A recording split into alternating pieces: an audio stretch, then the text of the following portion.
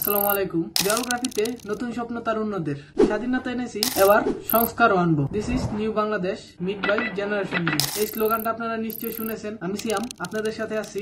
আজকে কথা বলবো তারুণ্যদের দেওয়ালিকা অর্থাৎ ক্যালিগ্রাফির উপর। আমরা সবাই জানি বৈষম্য বিরোধী ছাত্র আন্দোলনের সমন্বয়কদের সাথে দেশের সর্বস্তরের মানুষের অংশগ্রহণের ফলে দেশের সামরিক শাসনের পতন ঘটে। আর তারপরই নোবেল বিজয়ী ডক্টর মোহাম্মদ ইউনূস স্যারকে প্রধান উপদেষ্টা ঘোষিত করে গঠিত হয় অন্তর্বর্তীকালীন সরকার। আর এই সরকারের প্রধান কাজ দেশকে নতুন করে গঠন করা। তবে এরই মাঝে দেশের ছাত্র জনতা নেমে গেছে দেশের রাস্তাঘাট পরিষ্কার করতে। বিভিন্ন দেওয়ালের সরকার বিরোধী এবং রাজনৈতিক স্লোগানগুলোকে মুছে সেখানে লেখা হচ্ছে মোটিভেশনাল স্পিচ এবং ইসলামিক ক্যালিগ্রাফি। এবার আসি শিরোনামের মূল কথায়। বৈষম্য বিরোধী ছাত্র আন্দোলনের সময় স্কুল, কলেজ ও বিভিন্ন বাড়ির দেওয়ালগুলোতে লেখা হয় বিভিন্ন স্লোগান। সেই সব স্লোগানগুলোকে মুছে এখন সেইখানে বিভিন্ন রং তুলির ছোঁয়া দিয়ে লেখা হচ্ছে বিজয়ের উল্লাস। বদলে যাচ্ছে সেই সব দেওয়ালগুলো, যেন তারা বিজয়ের উল্লাসে মেতে উঠেছে আজকে।